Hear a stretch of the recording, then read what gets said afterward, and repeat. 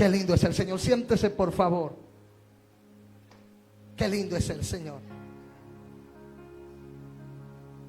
Me voy a montar en esa palabra tan maravillosa que el pastor estaba desatando. Creo que no podemos desperdiciar esa palabra donde hablaba de padre, de hijo, ¿verdad? De herencia.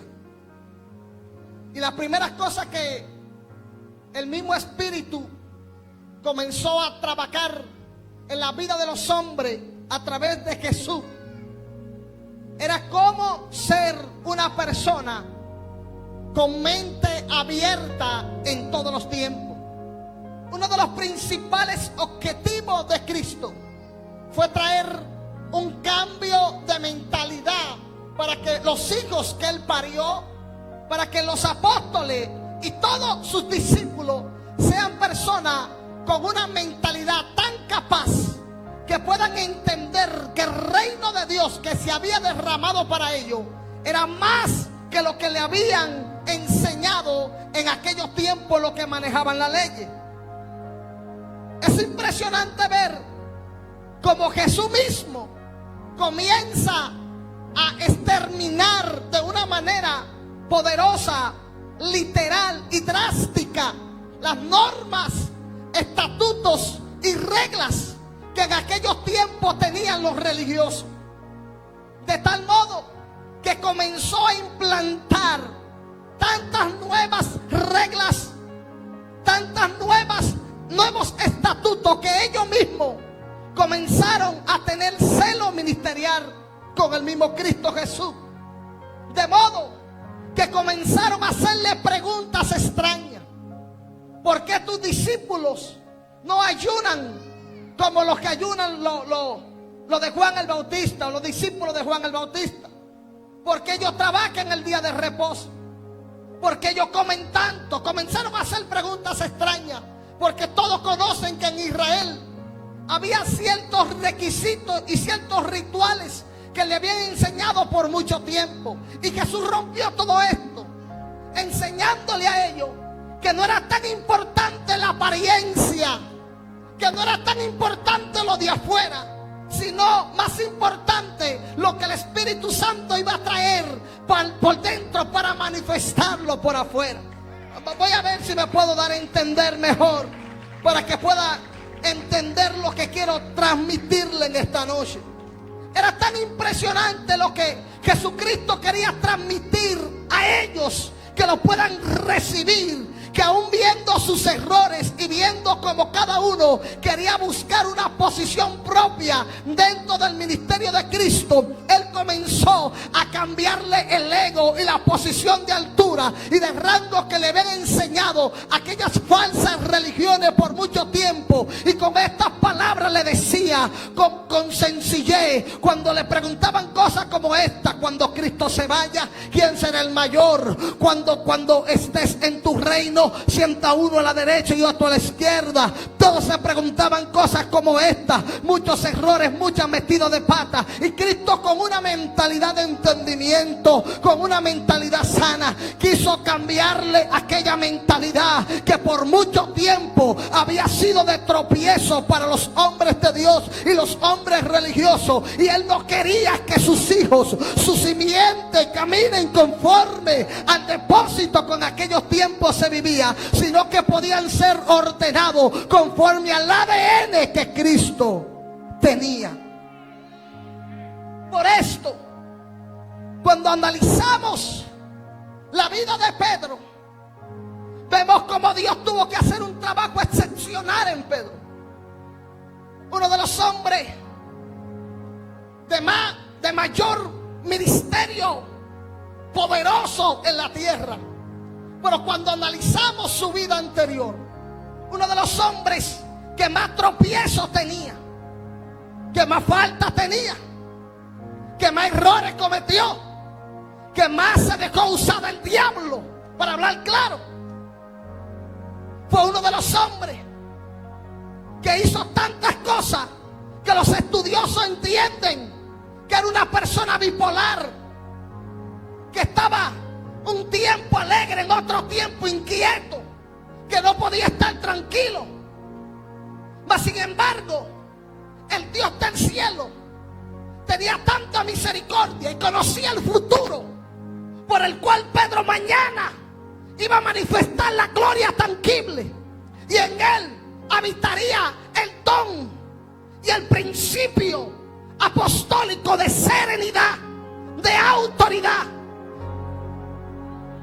de poder y gloria, que en vez de él señalarlo, apartarlo, destruirlo o descalificarlo como habría hecho cualquier otro ser humano en la tierra, seguía tratando con él para darle su ADN, sabiendo que el Dios del cielo no te llama con esa autoridad y esa gloria, entendiendo que en el instante vas a manifestarlo, sino entendiendo que lo que hoy estás viviendo es simplemente la misma plataforma que Dios usa para glorificarse en ti en el futuro. Aleluya. Si analizamos un poquito la vida de Pedro,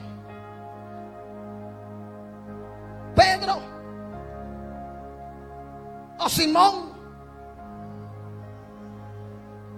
caña llevada por el viento, Dios tuvo hasta el nombre que cambiarlo, ponerle roca inmovible, firme en las tempestades, en lo desierto, en momentos de crisis. La roca sigue inmovible. Pero cuando Dios desata esta palabra con Pedro, todavía Pedro era el inmaduro, que aún le faltaban algunos tropiezos bíblicamente mostrados para traerlo a colación en medio del caminar de Cristo. Pero Cristo desata una palabra sobre él y le dice: sobre ti edificaré ¿qué? Mi iglesia. Y le dijo: y pondré sobre ti una llave, en pocas palabras, que lo que tú desates en la tierra será desatado. Yo sé que usted sabe esto, pero estoy haciendo una plataforma para que me pueda entender. Y lo que desate en la tierra en los cielos será desatado, ¿verdad? Lo que se desate en los cielos en la tierra será desatado, ¿sí o no? Pero Pedro seguía cometiendo errores. Pero esto es lo que hace un padre entendido, que reconoce que el depósito que se va a desatar en la vida de un hombre o de un creyente necesita ciertas preparaciones. Y aunque es príncipe, y aunque es heredero de todo, no tiene la capacidad para sobrellevar la autoridad y el poder que se ha de delegar en el futuro sobre él. No sé si usted acordaba ahorita cuando el pastor decía que hay hijos herederos, pero que no tienen la capacidad para poder sobrellevar toda la autoridad de la casa. Porque hay gente que, siendo heredero y coheredero de todo lo del dueño de la casa, están pidiendo al padre que le entregue cosas que todavía no tienen facultades emocionales, físicas y quizás ministeriales o espirituales para poder sobrellevarla. Y por esto es que siendo niños son como esclavos, decía el apóstol Pablo en Gálatas 4. Si usted lee este verso bíblico, Gálatas 4 del verso 1 dice: pero también digo, entre tanto que heredero es niño, en nada difiere del esclavo,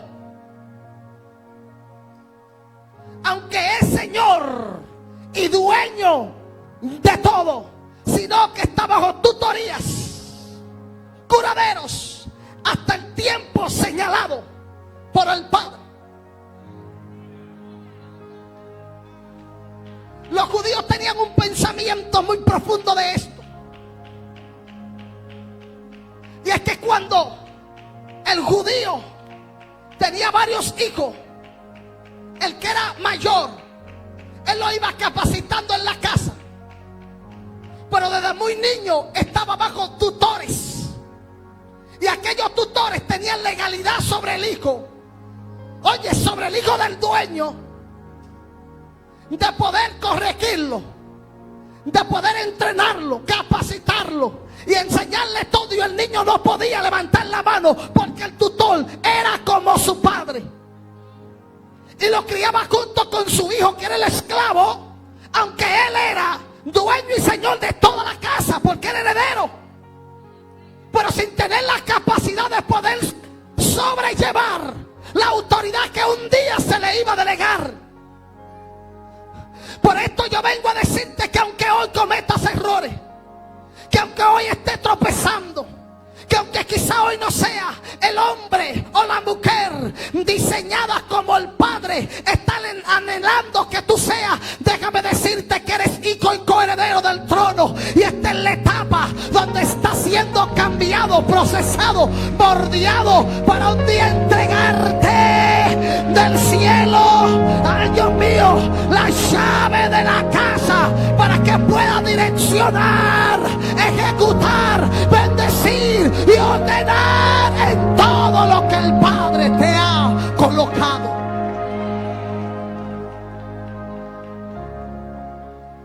Oiga esto que le va a bendecir.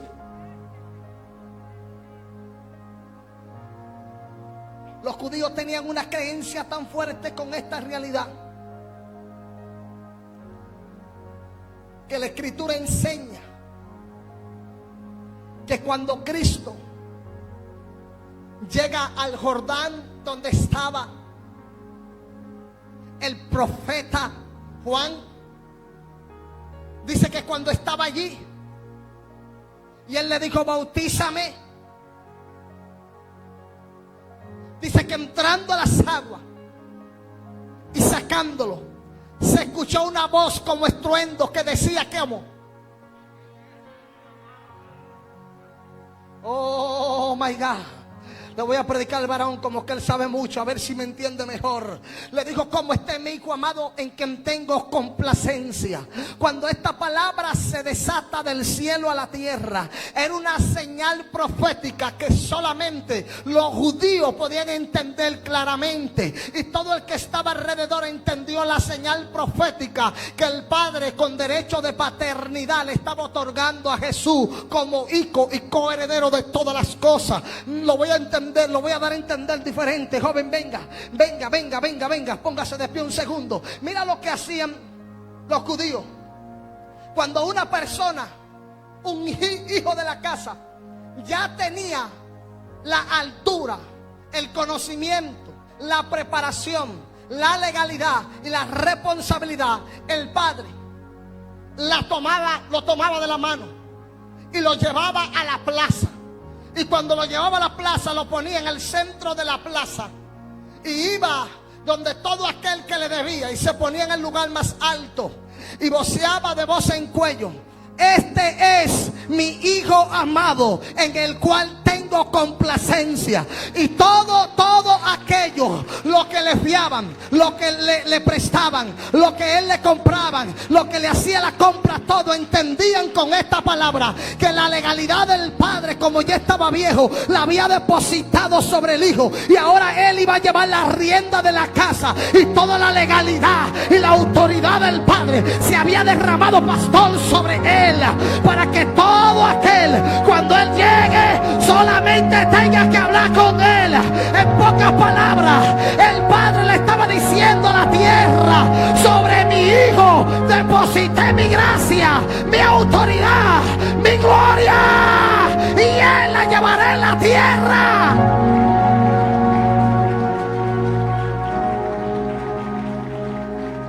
Oh my God. Yo siento algo en esta hora. Por esto, ¿qué hace Jesús? Cambiando la mentalidad. Cambiando la mentalidad.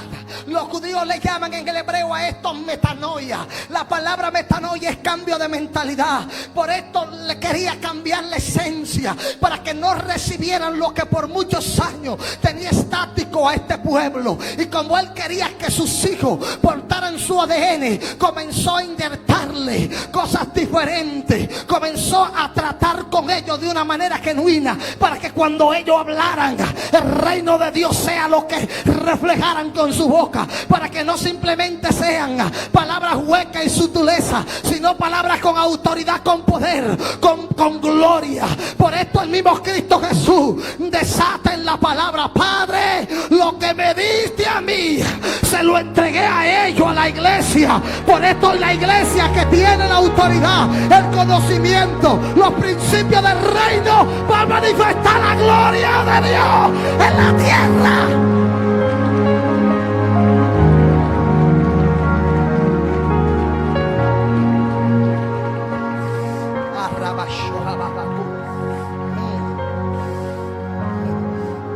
¿Por qué el afán de Jesucristo con Pedro?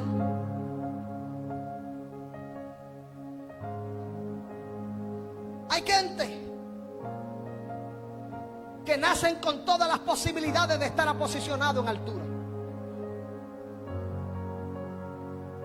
pero hay otros que luchan cuerpo, alma y espíritu para entrar al sistema, y hasta que no lo logran, no desisten de lo que tienen en su corazón. Hay personas que no tienen ninguna aparentemente posibilidad de llegar, pero no hay cosa más fuerte que la voluntad y el soñador. No hay cosa más fuerte que la disposición. Por esto, cuando tú estudias, te darás cuenta que muchos dicen que Pedro era de lo más íntimo. Pero Pedro no era de lo más íntimo. Él se hizo más íntimo porque era un hombre atrevido. Porque cuando los más íntimos se asustaron, él dijo: si eres tú, dime que yo vaya.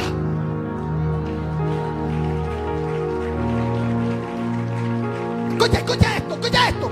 Los estudiosos dicen que Pedro no era de lo más íntimo. Dicen que por esto, cuando Cristo comienza a lavarle los pies, Pedro era uno de los que estaba cuidando la puerta. Y dicen los estudiosos que cuando Pedro no quiso lavarle los pies a nadie, Jesús le dijo: ven, te voy a enseñar. Y comenzó, cuando le quería lavar los pies, Pedro dijo: no, mi maestro, a mí no, claro que no. Quitándole la mentalidad, haciéndole un cambio genuino. Porque desde hace mucho tiempo hemos aprendido todo mal. Nos han enseñado todo mal. Pastor, lo primero que nos enseñan cuando llegamos a la iglesia es: cámbiate ese pantalón y ponte una farda.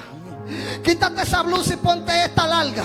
Lo primero que dicen cuando entramos en la iglesia: mire, usted quítese eso y póngase esto. Porque quieren hacer un cambio de afuera para adentro. Pero déjame decirte algo: el cambio empieza en la palabra. El cambio empieza cuando de adentro el Espíritu de Dios te redarguye. El cambio empieza cuando conoce. Por esto es que hay gente que todo el tiempo vive repitiendo lo que otro dice. Por esto es que vemos personas, hermanos, que desconocen la realidad del mundo espiritual y creen que hacer guerra espiritual es hablar más lenguas que los corintios.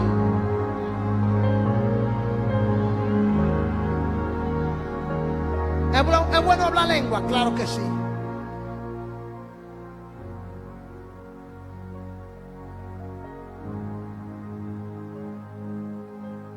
Pero déjame decirte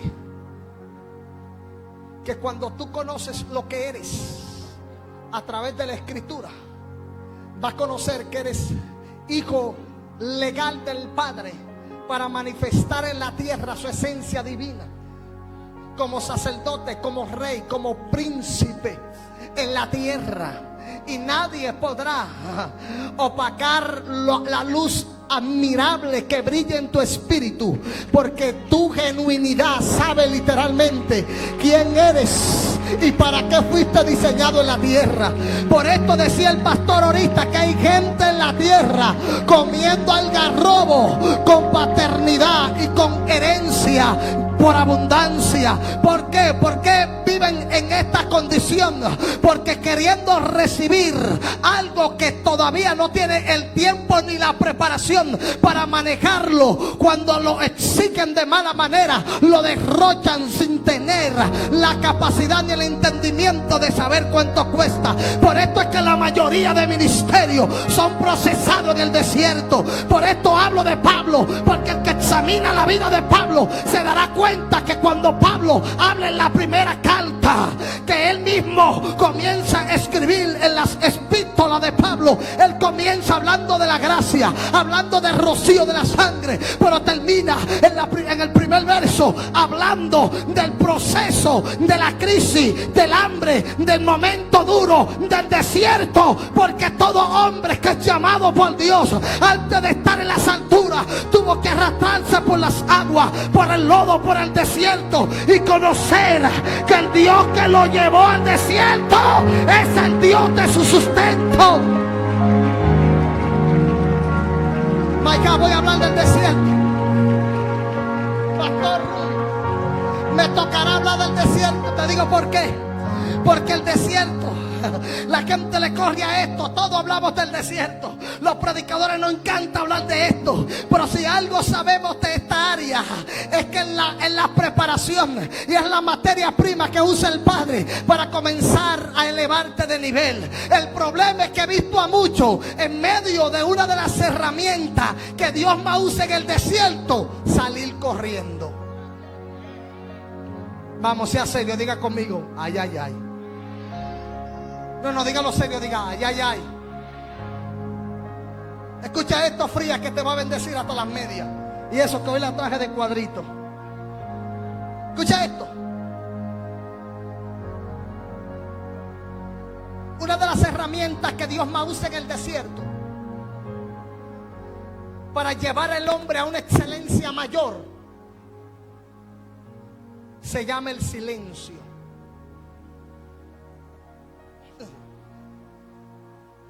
Yo no sé usted, pero yo he pasado por el silencio de Dios. Ahí veo que aquí pocos han pasado por el silencio de Dios.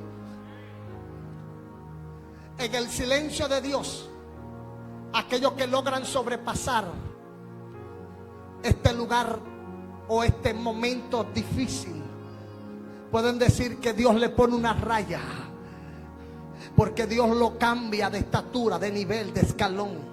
Porque todo aquel que puede sobrepasar cuando estás atravesando los momentos de crisis más fuertes de tu vida, y tú ayunas, oras, te tiras al piso de barriga, lloras como un niño, tú haces de todo y Dios no te responde. Tú vas donde los profetas y el profeta llega, le pone mano a todo el mundo, y cuando te va a poner la mano a ti le salta el de atrás y tú dices, ¿qué es lo que está pasando? Nada hace Dios contigo. No te habla ni por carta ni por Facebook, no te habla, hermano, por YouTube, no te habla por ningún lado. Tú dices, ¿qué es lo que está pasando? ¿Será que estoy mal? Me descarrié, Dios me dejó. El desierto es una de las áreas que Dios más usa para capacitar la vida de un hombre. Y yo decía algo, y es que cuando el desierto llega, una de las herramientas que Dios más usa en la vida de los hombres con el desierto es cambiarle el lenguaje. Y como Dios te ha subido un poco de nivel, tú no puedes transmitir, ¿no? o tu mentalidad que todavía está abajo no puede entender para recibir, mejor dicho, del Padre lo que te está transmitiendo.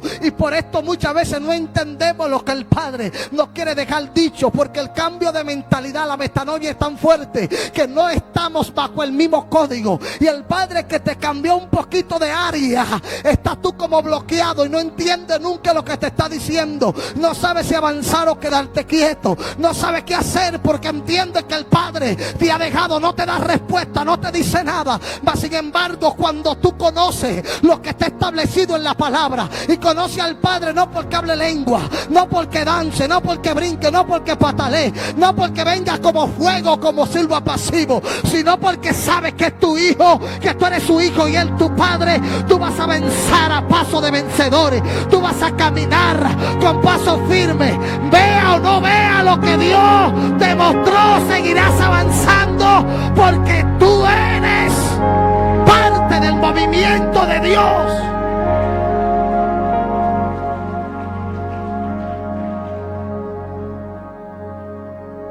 Eres parte de ese movimiento.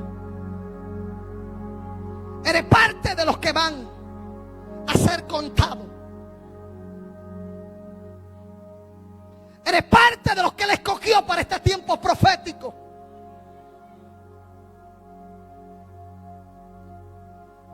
Porque muchas veces estamos tan basados en conocer a Dios en una sola área, que cuando viene de otra nos quedamos neutros, estáticos. No hablo lengua, como que no sentí nada.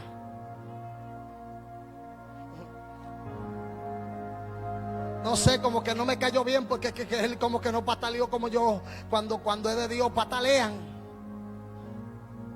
Es que yo no sentí nada. Cuando es Dios que me habla, yo siento como una gallinita. Se me engrifan los pelos. ¿Cómo así? Cuidado, esa palabra como que no viene de Dios. Sí, porque a veces estamos muy acostumbrados a una área, que cuando Dios deja de funcionar en esa área donde estamos acostumbrados a verlo, nos turbamos. Estamos más turbados que Elías. Y tenemos el síndrome de Elías. Así que estamos atónitos, que no sabemos. Y yo no era un hombre que movía el cielo, que oraba, que ayunaba, que Dios me hablaba de diferentes dimensiones. ¿Qué fue ahora? ¿Qué es lo que está pasando? Un síndrome de que no sabemos si para acá o para allá. Y ahí es cuando entendemos el nivel de madurez en el cual Dios nos ha preparado para entender que todo lo que se mueve en la tierra, nuestro Padre tiene tan pleno control, que nosotros simplemente tenemos que seguir bajo la palabra que Él trazó. Él no me ha dicho más nada, pero una vez habló Dios, y 2 veces he oído esto, que de Dios es el poder. Alguien bendiga su gloria. Aleluya.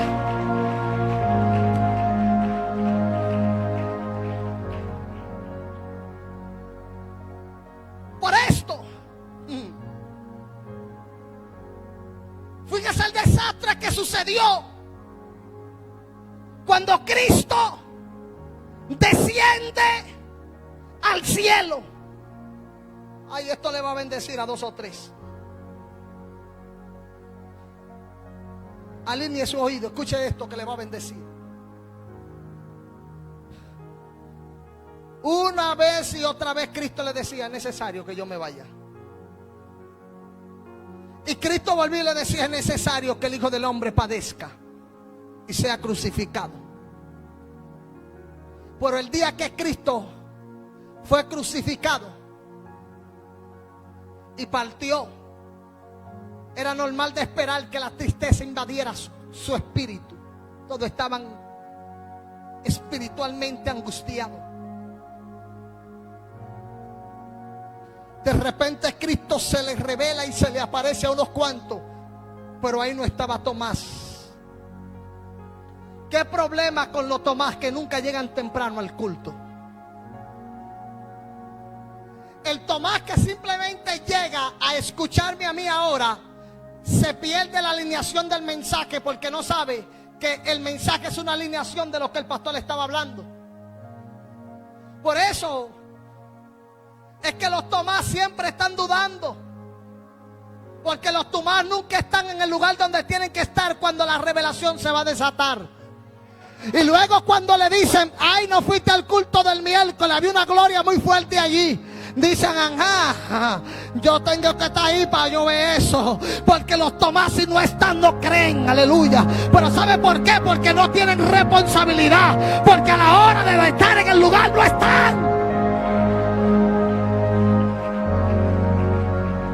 Cristo llegó, Tomás no estaba, pero cuando se le apareció, los discípulos quedan asombrados.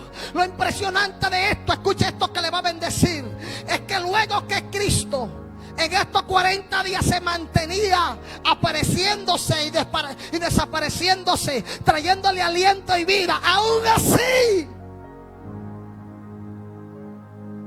pareciera como si esos 3 años y medio hubiese sido en balde, porque terminaron descarriados. ¿Cómo así, predicador? Explíqueme eso. Sí, en una ocasión Pedro le dijo a los que estaban con él, dicen que eran alrededor de 10: Y le dijo: voy a volver a pescar.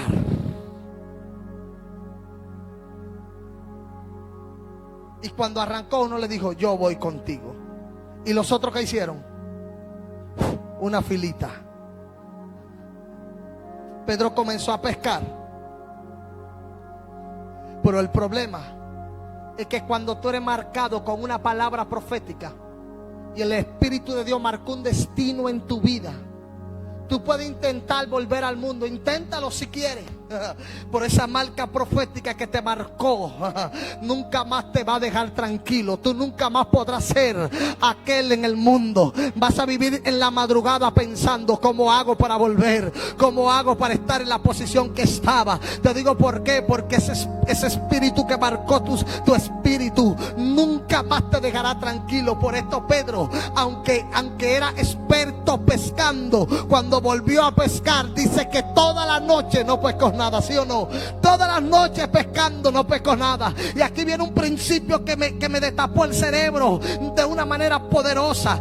Cristo vuelve a aparecérsele. Los estudiadores dicen que cuando Cristo se le apareció, todavía estaba de madrugada, no había amanecido. Dice que es posible que Cristo tenía un gabán, porque su cara no se le veía. Se apareció en la playa, ellos estaban a unos cuantos codos de la orilla y no habían pescado nada. Y aquel que se le aparece en la playa, se le aparece con una brasa prendida, se le aparece con panes y se le aparece con peces. Y le dice claramente: hijitos, tenéis algo para comer.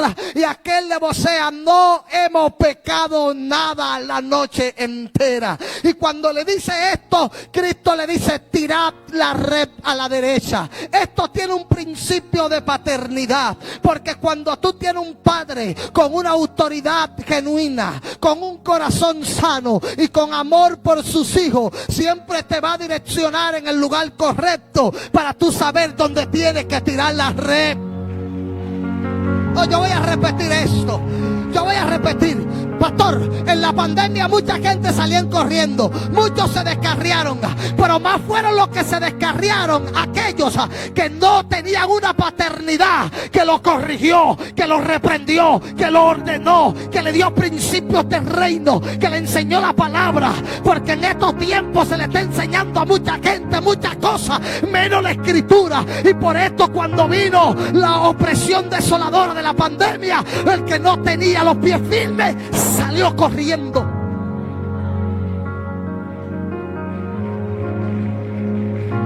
¿Cuántos tienen una paternidad sana? ¿Cuántos dan gloria a Dios por su padre? No, ¿cuántos dan gloria a Dios por su padre? Por los padres que le ha puesto espiritual aquí en la tierra. ¿Cuántos dan gloria a Dios por esto? Porque cuando tú tienes una paternidad sana, siempre te da un padre que te va a decir: hijito, por ahí no, tírala a la derecha, por ahí no, dobla por este lado. Cuando tienes un padre, no estarás solo en la tierra.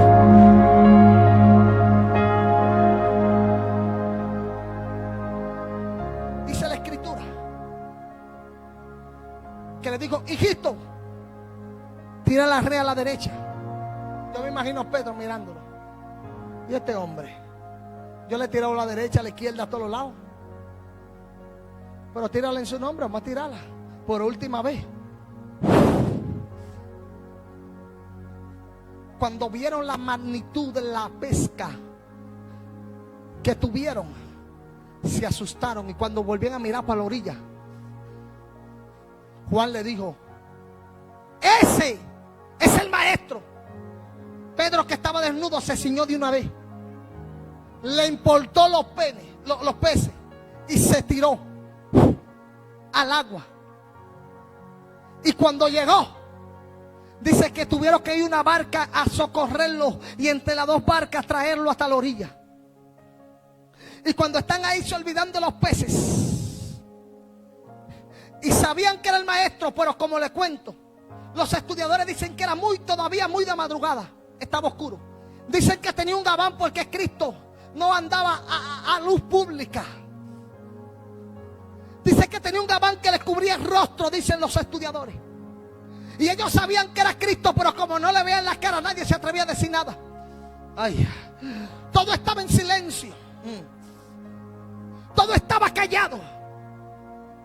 Y ellos ahí vieron cuando Cristo, que tenía panes cocinados y tenía pescado ya cocinado, les repartió de los panes y los peces. Y esto me llevó una enseñanza muy fuerte, porque Cristo quería transmitirle algo a ellos. Y es que cuando tú tienes un corazón de padre, no importa cuántas veces falle el hijo, tú vayas a buscarlo donde esté para decirle: hijito, este no es el camino que yo te mostré. Hace tiempo que te saqué de ahí. Ven para acá. El padre no va a abandonar los hijos por más desobediente que sean. Lo va a corregir, pero lo va a instruir para que no vuelva a cometer el mismo error. Por esto, cuando él se le aparece, lo que le estaba diciendo era: ¿por qué volviste al área de donde yo te saqué? Los peces cocidos representaban el alimento preparado que ya ellos debían tener, y no aquellos que estaban pescando. El pan cocido representaba la palabra que ya Cristo le había dado, que ya la tenían dentro de sí. Y escuché a un estudiador decir que la brasa caliente donde él estaba calentando los pescados y el pan representaba el escenario donde Pedro falló cuando le negó 3 veces. Era calentando que estaba a sus manos del frío, cuando por primera vez dijeron: pero tú eres de ellos. Y él dijo: yo ni lo conozco. Porque en la misma área donde tú fallaste y cometiste el error, el Padre va a darte excelencia, autoridad y paternidad, para que toda vergüenza que te azote no tenga autoridad sobre ti. Oh my God, my God, my God, my God, my God. Oh, aleluya. Escuche esto que le va a bendecir. Dice que Pedro, mientras está ahí con él de frente, Cristo le hace una pregunta contundente y le dijo: Pedro, ¿me amas? Y él dice: Señor, tú sabes que te amo. Apacienta mis ovejas. Vuelve y le dijo: Pedro, ¿me amas? Trabajando su corazón y sacando su culpa por lo que Pedro había hecho en el pasado. Y él vuelve y le dice: Señor, tú sabes que te amo. Apacienta mis corderos. Y apunte que esto es un principio muy fuerte. Vuelve y le dice: Pedro, ¿me amas? Y dice que Pedro se entristeció por un momento.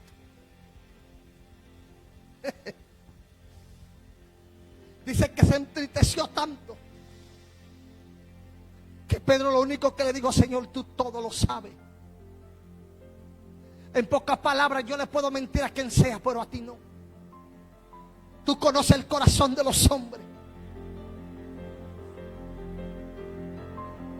Y con estas 3 veces estaba sellando en él una autoridad suprema para enseñarle quién era él, y que no debía estar comiendo algarrobos, como le decía el pastor, siendo hijo y coheredero de todas las cosas en la tierra. Porque todo lo que se le había entregado a Cristo fue delegado a la iglesia en la tierra. Lo que pasa es que cuando la tierra comienza el hijo a pasar por ciertas vicisitudes, pierde el norte preciso que Cristo le ha otorgado en los lomos a los hijos que tienen autoridad. Y por esto Cristo tiene que en varias ocasiones reiterarle y acordarle quiénes son, de dónde lo sacó y para qué destino profético lo ha llamado. Por esto yo vengo a decirte que el error que haya cometido no es importante. Lo importante es que la legalidad del cielo se derramó sobre tu espíritu para que nadie te pueda señalar y te pueda levantar como hijo a establecer su nombre en esta tierra.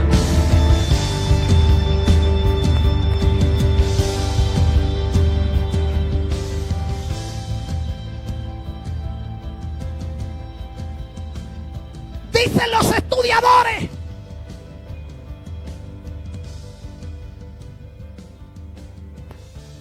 que allí empezó el Pedro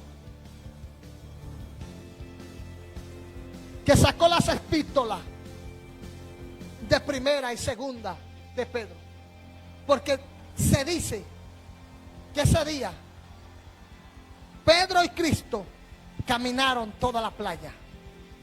Lo impresionante es que cuando Pedro comienza a caminar con Jesús, dice que el discípulo amado iba como detrás de ellos, mirando. Y Pedro se devuelve y dice: Señor, ¿y qué de este? Esto me dejó una enseñanza muy bonita. Porque hoy en día queremos ser los Superman del escenario. Hoy en día queremos ser los predicadores de más renombre. Los que no nos apiamos de un avión. Los que tenemos la autoridad. Y aquel no. Aquel no tiene nada. Aquel no. Aquel es más o menos. Aquel, a él le falta todavía. Pero cuando Pedro estaba preguntando: Señor, ¿y qué con este? Estaba reconociendo la autoridad que se había derramado sobre su hermano. Estaba reconociendo el ministerio poderoso que había sobre él. Estaba reconociendo que en él también reposaba el Ruach. Reposaba un depósito de gracia muy fuerte. Por esto es que Cristo le dice: no, tranquilo, déjalo a él, que él es de lo que va a quedar mártir, él es de lo que no va a morir, él es de lo que llevará el evangelio a otro nivel de gloria. Por esto necesitamos personas que entiendan que ellos no son la última Coca-Cola del desierto, que en donde quiera hay uno de los que no ha doblado su rodilla a Baal, hay uno de aquellos que no ha tirado la toalla, que todavía Dios les revela en la tierra. Pero se dice que desde ese día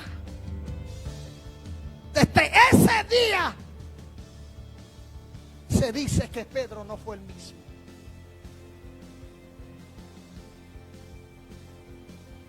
Que su mentalidad fue mudada a un nivel de excelencia y que el cambio fue drástico para llevar una palabra bendecida por toda la tierra. Por esto necesitamos entender primero en nuestro espíritu quiénes somos nosotros como hijos y de qué somos capaces en esta tierra cuando tenemos la autoridad y la madurez de poder manifestar el don de Dios para dirigir el poder de Él en esta tierra.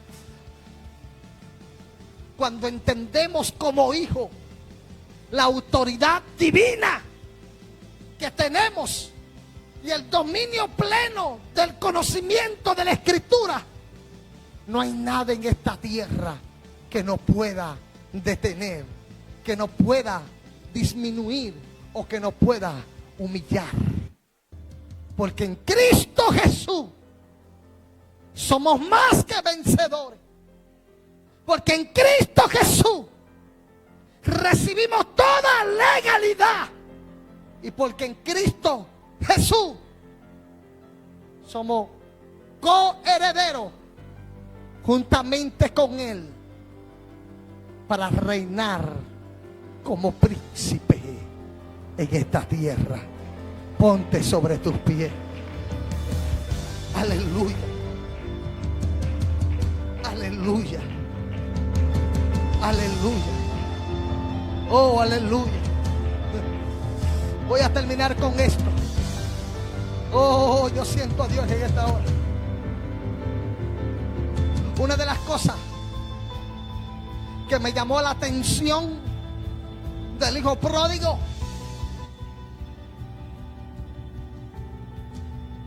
es que saliendo con todo lo que él tenía,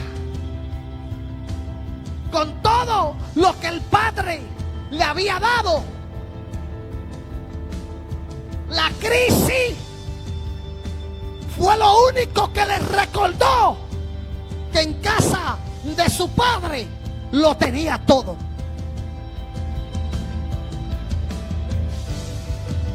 A veces tú te preguntarás por qué viene tanta crisis a mi vida. Alguien ya se la está llevando. Por esto, a pastor, que a veces hay personas que no saben por qué les llega tanta crisis a su entorno.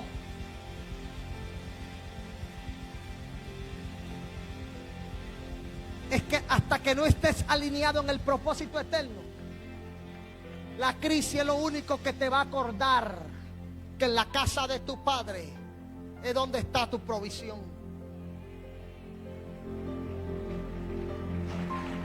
Que en la casa de tu padre es donde está tu beneficio.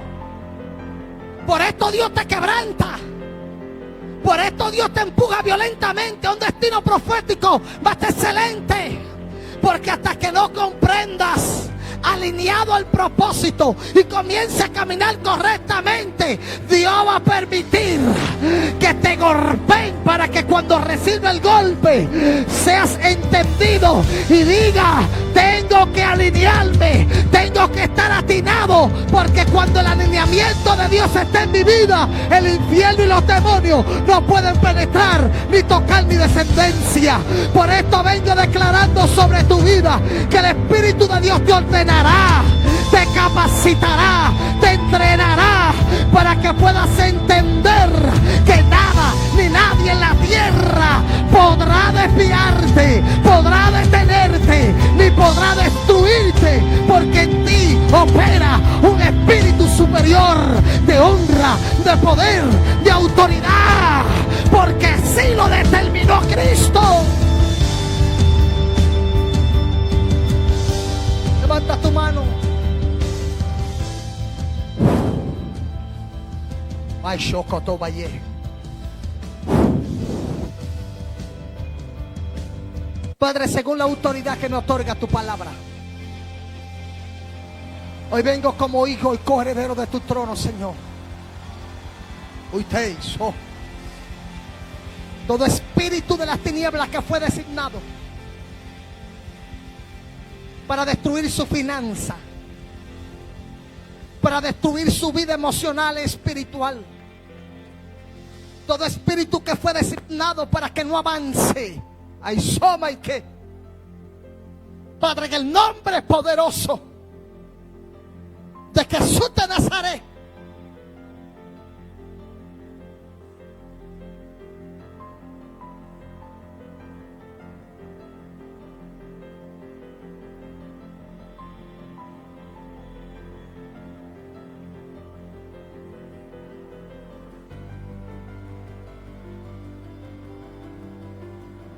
en el nombre de Jesús, en el nombre de Jesús, en el nombre de Jesús, en el nombre de Jesús, lo que ministra tu mentalidad, lo que ministra tu subconsciente, que te hace temblar con miedo, que tiene miedo al futuro, que tiene miedo a lo que espera el mañana, que tiene miedo a la enfermedad, que tiene miedo al coronavirus, que le tiene miedo a la crisis. Ahora te empodera la palabra profética de Dios, que te hace entender que el futuro no depende de lo que dicten los gobiernos, que el futuro depende depende de la autoridad que Dios determinó en tu espíritu y del conocimiento que tú tengas de ella. Ahora, en el nombre de Jesús.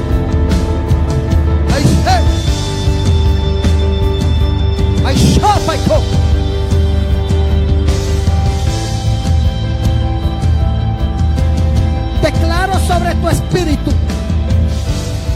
la llave de David, que te hará reverdecer, que te hará fluir y bendecir donde otros debieron morir.